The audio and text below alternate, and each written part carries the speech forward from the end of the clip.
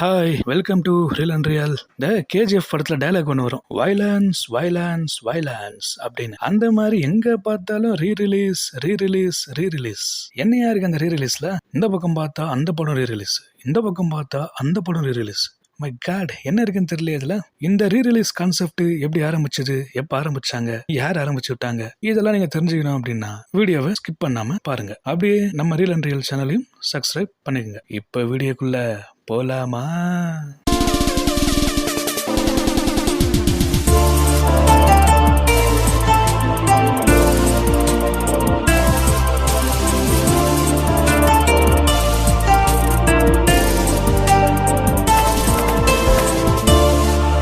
இந்த lockdown time ஞாபகம் இருக்கா உங்களுக்குலாம்? கோவிட் காலகட்டம் 2020 வேற லெவல் டைம். அப்ப நம்ம என்ன பண்ணிட்டு இருந்தோம்? போன் பார்த்துக்கிட்டு, இன்ஸ்டால ஸ்டோரி போட்டுக்கிட்டு, அப்படியே பழைய போட்டோஸ்லாம் பார்த்துக்கிட்டு ஸ்டேட்டஸ் போட்டுக்கிட்டு இருந்தோம். அந்த டைம்ல டிவில பழைய படங்கள்லாம் போட்டிருந்தாங்க. 80களின் சூப்பர் ஹிட் திரைப்படங்கள் அப்படின்னு போடுவாங்க, 90களின் சூப்பர் ஹிட் திரைப்படங்கள் அப்படின்னு போடுவாங்க. அட இது கூட பரவாயில்லையே, 90s சீரியல்ஸ்லாம் ரீடெலிகாஸ்ட் பண்ணிக்கிட்டு இருந்தானுங்க. அது என்ன பார்த்துக்கிட்டு இருந்தோம். இதெல்லாம் பார்க்கும்போது யோசிச்சிருப்பாங்க போல, நம்ம ஏன் படத்தையும் ரீ ரிலீஸ் பண்ணக்கூடாது அப்படின்னு. அப்படி ஆரம்பிச்சுதான் மக்களே இந்த ரீ ரிலீஸ் கான்செப்ட். அப்படியே தியேட்டர்ல ரீலீஸ் பண்ணலாமேன்னு பார்க்கும் போது அந்த நேரம் பார்த்து தியேட்டர்லாம் க்ளோஸ் பண்ணிட்டாங்க. தியேட்டர் மட்டுமா, மாலை க்ளோஸ் பண்ணிட்டாங்க, கடையை க்ளோஸ் பண்ணிட்டாங்க, எல்லாமே க்ளோஸ் பண்ணிட்டாங்க.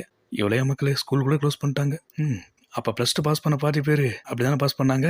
ஓகே, அதுக்கப்புறமா கொஞ்சம் கொஞ்சமா தளர்வுகள்லாம் போட்டு தியேட்டர்லாம் ஓபன் பண்ணாங்க. அப்படியே தளபதியோட மாஸ்டர் நியூ ரிலீஸ் ஆச்சு. அப்படியே தியேட்டர் பயணங்கள் ஸ்டார்ட் ஆச்சு. இதுல இன்னொரு விஷயம் அப்படின்னு பாத்தீங்கன்னா, தியேட்டர்லாம் திறக்காத டைம்ல தியேட்டருக்கு வர வேண்டிய படங்கள் எல்லாமே ஓடிடில ரிலீஸ் ஆச்சு. உதாரணமா சூரரை போற்று, மூக்குத்தி அம்மன் படம் எல்லாமே ஓடிடில ரிலீஸ் ஆச்சு. அதுக்கப்புறமா தியேட்டர் திறந்தாங்க, நிறைய படங்கள் ரிலீஸ் ஆச்சு. இந்த ரீ ரிலீஸ் கான்செப்டுக்கு வருவோம். என்னையா ரீ ரிலீஸ் அப்படின்னு பாத்தீங்கன்னா, ஹிட்டான, அதாவது அந்த டைம்ல ஹிட்டான படங்களை இப்ப மறுபடியும் ரீ ரிலீஸ் பண்ணுவாங்க. அதுதான் ரீ ரிலீஸ். ரீ யூனியன் கேள்விப்பட்டிருக்கேன், ரீடேக் கூட கேள்விப்பட்டிருக்கேன். ஆனா ரீ ரிலீஸ் வேற லெவல்ல.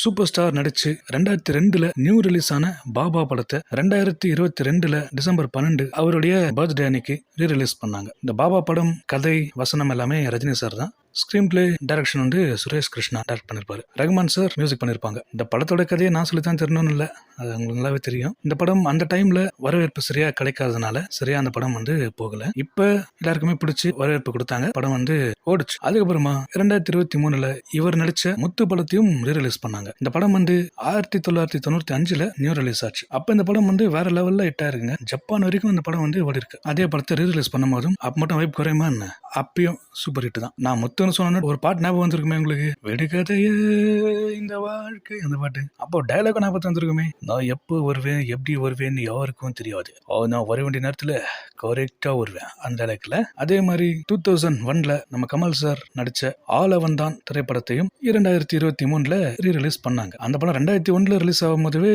சரியா போகலையா, சரியான வரவேற்பு கிடைக்கல, நிறைய பேருக்கு கதை புரியல, அதனால அந்த படம் சரியா போகல. ஆனா அதை ரீ ரிலீஸ் பண்ணாங்க, அப்பயும் அந்த படம் சரியா போகல, அப்பயும் சரியான வரவேற்பு கிடைக்கல, எதிர்பார்த்த வெற்றியும் அந்த படம் கொடுக்கல. இது ஆனா ஒண்ணுங்க, இந்த படத்தை இன்ஸ்பயர் ஆகி அந்த படத்துல இருக்க ஒரு சீனை ஹாலிவுட்ல எடுத்திருக்காங்க. என்ன அது, இங்க அந்த படம் சரியா போகல, அந்த படத்தை இன்ஸ்பயர் ஆகி எடுத்திருக்காங்க. பாத்தீங்களா, இந்த படத்துல கமல் சார் வந்து டபுள் ரோல் பண்ணிருப்பாரு. ஒன்னு வந்து விஜய் அப்படின்ற ஒரு மிலிட்டரி கேரக்டர்லயும், நந்துன்ற ஒரு சைக்கோ கில்லர் கேரக்டர் நடிச்சிருப்பாரு. ஆல்ரெடி சிவபுரோஜாக்கள் படத்துல ஒரு சைக்கோ கில்லர் கேரக்டர்லாம் பண்ணிட்டாரு. இது 2வது முறை போல. அது ஓடிச்சு, இது ஓடலையே, என்ன பண்றது. சரி, 2024 தளபதியோட கில்லி ரீ ரிலீஸ், அதாவது முதல் முறையா தளபதியோட கில்லி ரீ ரிலீஸ். இதுவும் வேற லெவல் ஹிட். கில்லி சொல்லவா வேணும். சரி, தளபதி படம் ரிலீஸ் பண்ணிட்டீங்க, அதாவது ரீ ரிலீஸ் பண்ணிட்டீங்க, ஏகே சார் ஃபேன்ஸ் மட்டும் சும்மாவா அப்படின்னு சொல்லிட்டு 2 படம் ரீ ரிலீஸ் பண்ணலான்னு பிளான் பண்ணாங்க. ஒன்னு, நாம வாழணும்னா யார வேணாலும் எத்தனை பேரை வேணாலும் கொள்ளலாம், பில்லா. இன்னொன்னு, உடம்புல கை இருக்கும், கால் இருக்கும், மூக்கு இருக்கும், மொழி இருக்கும், ஆனா உயிர் இருக்காது, தீனா. ரீ ரிலீஸ் பண்ணலாம்னு பிளான் பண்ணாங்க. பட் பில்லா ரீ ரிலீஸ் பண்ண முடியல, அதனால தீனா ரீ ரிலீஸ் பண்ணாங்க. அப்பயும் அந்த படம் சூப்பர் ஹிட், இப்பயும் super hit. Director KR Murugadoss அவருடைய ஃபர்ஸ்ட் படம் தான் தீனா. நம்ம முருகதாஸ் சார் வந்து ஒரு பேட்டியில சொல்லியிருக்காரு, அஜித் சார் தான் எனக்கு லைஃப் கொடுத்தாரு, அவர் வந்து என்ன படம் பண்ண கூப்பிட்டாரு அப்படின்னா, நான் ஒரு படம் பண்ணிட்டு இருந்தேன் அப்படின்னா கூட அந்த படத்தை ஸ்டாப் பண்ணிட்டு அவரோட படம் பண்ண போயிடுவேன் அப்படின்னு சொல்லியிருக்காரு. வேற லெவல். அதுக்கப்புறமா அதே 2024 நிறைய படம் ரீ ரிலீஸ் ஆச்சு. ஒரு சில படங்கள்லாம் ஆவரேஜா போயிடுச்சு, ஒரு சில படங்கள் பிளாக் பஸ்டர் அடிச்சது. அப்படியே கட் பண்ணா 2025 சூப்பர் ஸ்டாருடைய படையப்பா 99ல அந்த படம் வந்து நியூ ரிலீஸ் ஆச்சு. அதே படத்தை 2025ல ரீ-ரிலீஸ் பண்ணாங்க. அப்பவே அந்த படம் வந்து வசூல்ல சாதனை படைச்சிருக்கு. அப்ப இருந்த சிஎம் கூட அவரை பார்த்து படையப்பா சாதனைகளை படையப்பான்னு சொன்னதா சொல்லியிருக்காங்க. அந்த படம் போன 2025ல ரீ-ரிலீஸ் ஆகி வேற லெவல்ல ஹிட் அடிச்சிருக்கு. அப்படியே கட் பண்ணா தளபதியோட குஷி அந்த படம் 2000ல நியூ ரிலீஸ் ஆகும் போதும் ஹிட், 2025ல ரீ-ரிலீஸ் ஆகும் போதும் ஹிட். குஷி படத்தை பத்தி நான் சொல்லிதான் தெரியணும்னு இல்ல, அதை நான் சொல்லிட்டேன். அதுக்கப்புறமா இந்த படம் வேற லெவல் ஹிட். சரி, இதை சொல்லிட்டு சர்ச்சினும் சொல்லாம முட்டேப்பா அப்படின்னு கேக்குறீங்களா? ரைட்டு, சொல்லிடுறேன். சர்ச்சினும் ரீ-ரிலீஸ் பண்ணாங்க போன வருஷம். இதுவும் வேற லெவல் ஹிட். அது அந்த டைம்லயே அந்த படம் வந்து 100 டேஸ் ஓடி இருக்கு. இப்பயும் 100 டேஸ் ஓடி இருக்கு. அந்த படத்துல இருக்க பாட்டு என்ன, சீன்ஸ் என்ன, சாங்ஸ் என்ன, வேற லெவல்ல. இந்த கிளைமேக்ஸ்ல ஏர்போர்ட் சீன்ல மட்டும் அந்த ஒரு அம்மிங் நம்ம டிஎஸ்பி கொடுப்பார் இல்லையா, அது வந்து அப்படியே ஹார்ட் டச்சிங்கா இருக்கும். இந்த படத்தை பார்த்தவங்களுக்கு கண்டிப்பா தெரிஞ்சிருக்கும், வேற லெவல் படம் அது. இன்னைக்குமே அந்த படத்தை டிவியில போட்டாங்க அப்படின்னா பார்க்காத ஆளே கிடையாது. நான் ஒரு படையப்பா ரீலீஸ் ஆனப்ப நீலாம்பரி கேரக்டர் பாவம்ல அப்படின்லாம் பேசிட்டு இருந்தாங்க. நானே பேசிட்டு இருந்தேன், சரி நீலாம்பரி பாவம்பா, படையப்பாக்காகவே வாழ்ந்துட்டு இருந்தாங்கப்பா, அந்த பொண்ணு கல்யாணமே பண்ணிக்கலப்பா அப்படிலாம் பேசிட்டு இருந்தாங்க. அதுக்கப்புறமா அதுவும் வேற லெவல் இட்டு. சரி, அந்த படம் வந்தப்ப இந்த 90s கிட்ஸ் அப்படி செலிப்ரேட் பண்ணிருக்க மாட்டாங்க படத்தை.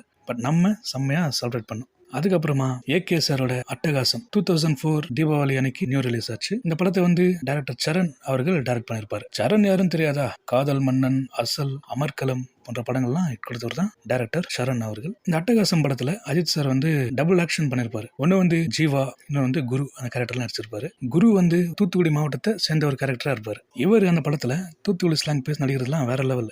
அஜித்துக்கு பேசவே தெரியாது, சரியா பேச மாட்டாருன்ற ஒரு டாக்கு போயிட்டு இருந்திருக்கு. அதையும் உடச்சு காமிச்சு ஒரு ஓன் வாய்ஸ்ல அவரு தூத்துக்குடி பாஷெல்லாம் பேசி நடிச்சதுன்றது வேற லெவல். அது இல்ல சொல்லல அப்படியெல்லாம் அவர் வாய்ஸ்ல கேட்கறது வேற லெவல்ல ஒரு இதுவா இருந்தது, ஒரு வைபா இருந்தது.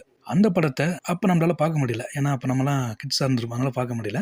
இப்ப ரீலீஸ் அப்ப அந்த படத்தை பார்த்து நான் ரொம்பவே வேற லெவல், என்ன இது அப்படின்னு ரொம்ப வேர்ந்திருக்கேன். அப்படி ஒரு படம் அட்டகாசம். பரத்வாஜ் அவர்கள் மியூசிக்ல ஒரு தலை போல வருமா சாங்லாம் இன்னும் கூட ஒரு வைப்ல இருக்கு, வேற லெவல்ல இருக்கு. என்னதான் அவர் நம்மள தலைன்னு கூப்பிட வேணாம்னு சொன்னாலும் நம்ம விட்டுருவோமா? அந்த பாட்டை போடாம இருப்போமா? அதுக்கப்புறமா சரி அட்டகாசத்தை சொல்லிட்ட, 2026ல ரிலீஸ் ஆன மங்காத்தாவை நீ சொல்லியப்பான்னு கேட்கறது எனக்கு கேட்குது. இல்லைன்னு சொல்ல, ஓகே சொல்லிடுறேன். மங்காத்தா படம் வந்து 2011ல நியூ ரிலீஸ் ஆச்சு. ஏகே சாரோட 50th ஃபிலிம். எல்லாருக்குமே 50th ஃபிலிம்ஸ்னா ஒரு ஹிட் கொடுத்தா வேற லெவலில் ஒரு சந்தோஷம். அதே மாதிரி இவரும் அந்த படத்தை ஹிட் கொடுத்தாரு. Blockbuster hit. Venkat Prabhu direct பண்ணிருப்பாரு. நம்ம யுவன் அவர்கள் தான் அந்த படத்துக்கு மியூசிக் பண்ணிருப்பாரு. யுவன் பிஜிஎம் அந்த படத்துல நான் சொல்லி தான் தெரியணும் இல்லை, இனிமே அவரே நினைச்சாலும் அதை போட முடியாது. இந்த மங்காத்தா படத்தோட கதை என்ன அப்படின்னு பாத்தீங்கன்னா, 4 பேரு கெட்டவங்க, அதுல ஒருத்தர் ரொம்ப கெட்டவர். அவர் தான் நம்ம விநாயக் மகாதேவ், நம்ம ஏகே சார். இந்த கடைசியா வந்தார் விநாயக் வந்து இப்ப கூட ஒரு மீம் டெம்ப்ளேட்டா இருக்கு. அப்பதான் கடைசியா வந்தார் விநாயக். அது வந்து இந்த படம் வந்து அஜித் சார் ஒரு கம்பேக் படம். பில்லா 1க்கு அப்புறமே எந்த படமும் அவருக்கு சரியா போகல. ஏகன், அசல் அதெல்லாம் ஃபெயிலியர் ஆயிடுச்சு. அதுக்கப்புறம் ஒரு கம்பேக் மூவி அமைச்ச படம் தான் மங்காத்தா. இந்த படத்துல நெகட்டிவ் ரோல்ல ஏகே சார் பின்னிருப்பாங்க. அதுக்கப்புறமா இதுல பிரேம்ஜி, வைபவ் மற்றும் படம் நடிச்சிருப்பாங்க. இந்த படம் ரீ-ரிலீஸ் ஆகும்போது அப்ப கிடைச்ச வரவேற்புக்கும் இப்ப கிடைச்ச வரவேற்புக்கும் ஒரு வித்தியாசமும் இல்ல, வேற லெவல்ல சும்மா தியேட்டரையே பிளாஸ்ட் பண்ணிட்டாங்க. அப்படி ஒரு படம் மங்காத்தா வந்து எந்திரன் படத்தை விட டாப்ல இருக்குன்றத நான் சொல்லல, அந்த படத்தோட டைரக்டர் வெங்கட் பிரபு சொல்லியிருக்காரு. இந்த படத்துல வந்து மிர்ச்சி சிவா அவர்கள் டைலாக் எழுதிருக்காங்க, நம்புறீங்களா? ஃபுல் டைலாக் கிடையாது, ஒரே ஒரு டைலாக் மட்டும் எழுதிருப்பாரு. ஏகே சார் வந்து பிரேம்ஜி கிட்ட சொல்லுவாங்கல்ல, டேய் லைட்டை போட்டு வண்டி ஓட்டலாம், ஆனா லைட்டா போட்டு வண்டி ஓட்டவே கூடாது. அந்த டைலாக் எழுந்து வந்து மிர்ச்சி சிவா அவர்கள் தான் எழுதிருப்பாரு. இது போல நிறைய சுவாரஸ்யங்கள் அந்த படத்துல இருக்கு. அடுத்து மங்காத்தா 2 எடுக்கிறதுக்கும் பிளான் பண்றாங்க, வெயிட் பண்ணுவோம். அதுக்கப்புறமா இதே 2026ல ரீ-ரிலீஸ் ஆன மௌனம் பேசியது. இந்த படம் வந்து 2002ல நியூ ரிலீஸ் ஆயிருக்கு. அமீர் சாரோட ஃபர்ஸ்ட் படம், த்ரிஷா மேம்க்கும் ஃபர்ஸ்ட் படம். ஆக்சுவலா த்ரிஷா மேமோட ஃபர்ஸ்ட் படம் வந்து லேசா லேசா, பட் ரிலீஸ் ஆனது மௌனம் பேசியது. இந்த படம் வந்து அப்பயும் நல்ல ஹிட். இந்த படத்துல யுவனோட பிஜிஎம் மட்டுமே இன்னி வரைக்கும் பேசப்படுது. அந்த லவ் பிஜிஎம் அதுவா இருக்கட்டும், எல்லாமே வேற லெவல். அப்புறம் ஆடாத ஆட்டம் எல்லாம் அந்த சாங்கும் சரி சூப்பர் ஹிட் ஆச்சு. இந்த படத்தோட கதை என்னன்னு பாத்தீங்கன்னா, லவ் மேல நம்பிக்கை எல்லாம் இருப்பாரு கௌதம்.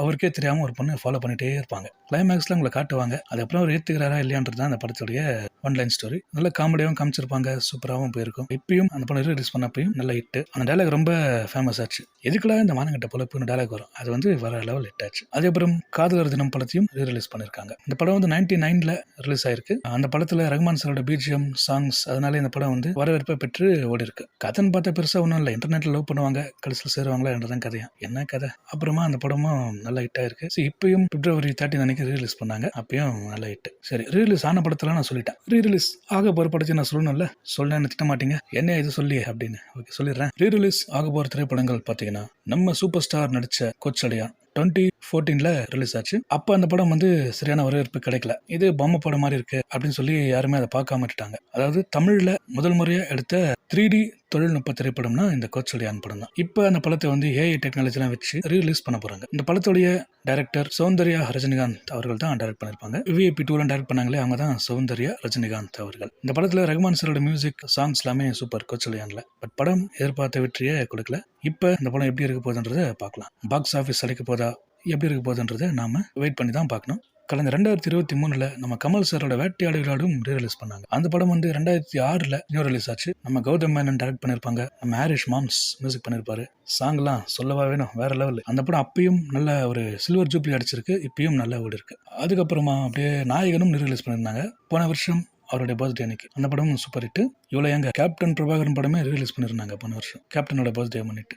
அந்த படம் அந்த டைம்ல நல்ல ஒரு வரவேற்பு பெற்று ஓடி இருக்கு. கேப்டனோட 100வது படம் இத்தனைக்கு அந்த படம் வந்து. ஓகே சரி, ரீரிலீஸ் ஆக போற படத்தை சொல்றேன்னு சொன்னீங்க, சொல்லுப்பான்னு கேக்குறீங்க, புரியுது. 7G ரெயின்போ காலனி படத்தை ரீரிலீஸ் பண்றாங்க. அப்போ இருந்த 90s கிட்ஸ்க்கு அந்த படம் நல்லாவே தெரிஞ்சிருக்கும். நமக்கு டிவியில பார்க்கும்போது தான் தெரிஞ்சிருக்கும் அப்படி ஒரு படம் இருக்கா அப்படின்னு சொல்லிட்டு. இந்த படத்தோட கதை ஒன்றும் இல்லைங்க. ஹீரோ வந்து படிக்காம ஊரை சுத்திக்கிட்டு இருப்பாரு. அது வேலை கட்டிக்கெல்லாம் போகாம இருப்பாரு. அவர் லைஃப்ல ஒரு பொண்ணு வந்து அவரை திருத்துறது தான் அந்த படத்துடைய கதை. என்ன கிளைமேக்ஸ்ல அவங்க சேராம போயிடுவாங்க, அனிதா இறந்துருவாங்க. அதுல அதான் இல்ல யுவனோட பிஜிஎம்மும் சரி, செல்வராகனோட டைரக்ஷனும் சரி, ரவிகிருஷ்ணா நடிப்பு எல்லாமே சூப்பர்.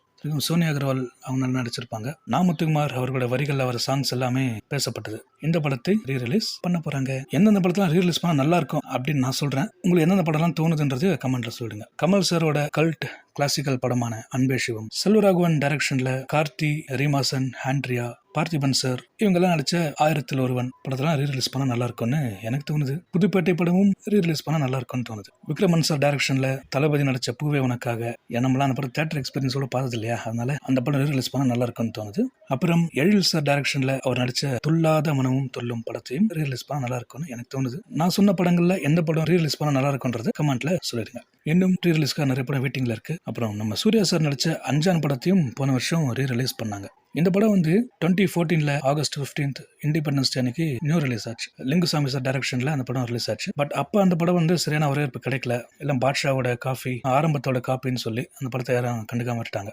இப்ப ரீரிலீஸ் ஆகும்போது அந்த படம் நல்ல வரவேற்பு பெற்று நல்லா ஓடிச்சு. சூர்யா சாருமே எல்லாருக்குமே நன்றின்னு சொல்லிட்டாங்க. அப்படியே சூர்யா சாரோட உன்னை நினைத்த படம் ரீரிலீஸ் பண்ண நல்லா இருக்கும். என்னை தாலாட்டும் சங்கீதம் நீ அல்லவா. ஏன்னா அப்போ 90s கிட்ஸ்க்கு அந்த படம் நல்லா பார்த்துருப்பாங்க, புரிஞ்சிருக்கும் தியேட்டர் எக்ஸ்பீரியன்ஸோட. பட் நமக்கு எக்ஸ்பீரியன்ஸ் கிடைக்கல. அதனால அந்த படம் ரீரிலீஸ் பண்ண நல்லா இருக்கும்னு எனக்கு தோணுது. உங்களுக்கும் தோணுதான்னு கமெண்ட்ல சொல்லிடுங்க. இன்னும் வேற என்னென்ன படம் ரீரிலீஸ் ஆனா நல்லா இருக்கும்ன்றதையும் கமெண்ட்ல சொல்லுங்க. ஆனா எந்த வருஷம் ஆனாலும் சரிங்க, இந்த ரீரிலீஸ் வைப்பு குறையவே குறையாது. இப்போ ரீரிலீஸ் பண்ண தான் போறாங்க, அடுத்தடுத்து நம்மள வெயிட் பண்ணி பார்க்க தான் போறோம். ஓகே, ரீரிலீஸ் படம் இல்லாம நியூ ரிலீஸ் படத்தை நம்ம வரவேற்கணும். என்னடா எல்லாமே ரீரிலீஸே பண்ணிட்டு இருக்காங்க, தமிழ் சினிமா நல்ல படமே வரது இல்லையா அப்படின்னு கேட்டீங்கன்னா அப்படிலாம் ஒண்ணுமே இல்லை. இப்போ கூட ரீசெண்டா சிறைன்னு ஒரு படம் ரிலீஸ் ஆகி நல்ல வேற லெவல் ஹிட் கொடுத்துச்சு. அதே மாதிரி தம்பி தலைமையில் அந்த படமும் நல்லா ஹிட் கொடுத்துச்சு. நம்ம ரீரிலீஸையும் செலிப்ரேட் பண்ணுவோம், நியூ ரிலீஸையும் செலிப்ரேட் பண்ணுவோம். ரீரிலீஸ் படமும் சரி, நியூ ரிலீஸ் படமும் சரி வெற்றி பெறணும்னு நம்ம ரியல் சேனல் சார்பா வாழ்த்துக்களை தெரிவிச்சிருவோம். இந்த வீடியோ உங்களுக்கு பிடிச்சிருந்தா லைக் பண்ணுங்க, சினிமா ரசிகனா இருக்க உங்க ஃப்ரெண்ட்ஸுக்கு ஷேர் பண்ணுங்க. மேலும் உங்க கருத்துக்களை கமெண்ட்ல சொல்லுங்க. நான் ஏதாவது படம் பேரை சொல்லாம இருந்தேன், ஏதாவது சொல்ல மறந்துருந்தேன் அப்படின்னா என்னப்பா ஜோஸ் இதை மறந்துட்டே அப்படின்னு கமெண்ட்ல சொல்லுங்க. மேலும் தகவலை தெரிஞ்சுக்க நம்ம ரியல் சேனலை மறக்காம சப்ஸ்கிரைப் பண்ணிக்கோங்க. அப்படியே பக்கத்துல இருக்க அந்த பெல் பட்டனை கிளிக் பண்ணிக்கோங்க. உங்களிடமிருந்து விடைபெறுவது சினி ஜோஷ். இப்போ நான் கில்லி படம் ரீரிலீஸ் கிளம்புறேன், வரட்டுமா?